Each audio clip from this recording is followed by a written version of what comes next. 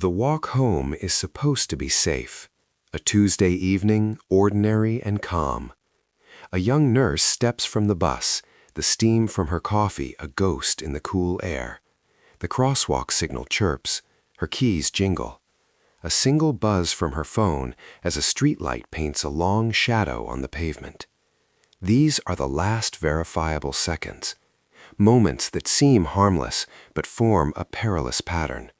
Our routines, the daily commute, the short walk from the car broadcast our movements to anyone patient enough to watch. People don't just vanish from the edges of the world, but from the very center of their own lives. The scene is often eerily intact. A coffee mug still warm on the counter, a television left on. When nothing is broken, no door is forced, the alarm is slow to sound. Even with cameras on every porch, the gaps in our digital sightlines are wide enough for a person to disappear. From the inside, the world promises security. A porch light is a beacon of safety. Politeness discourages making a scene. But isolation thrives at the edges of the day, when streets thin and voices fade. A witness might notice a brief hesitation in someone's stride, but the words to intervene never come. Midnight in a quiet room. A detective stares at a grainy security feed, the buzz of a fluorescent light the only sound. The coffee has gone cold.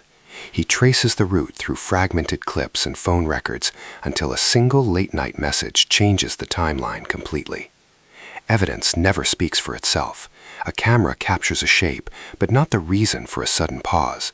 A phone ping can be off by several blocks. Witnesses remember a face but mistake the color of a jacket, their confidence borrowed from one another.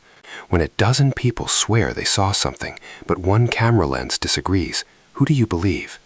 Fear breeds false sightings, and soon a local tragedy hardens into urban legend.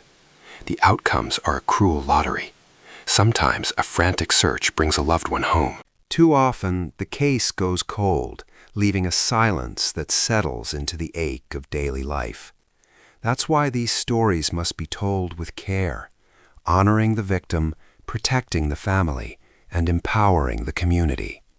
Because behind every headline is a family that deserves answers, not just intrigue. And somewhere in this file, buried in the noise of false leads and flawed memories, a faint pattern is beginning to emerge, a detail that's about to change everything.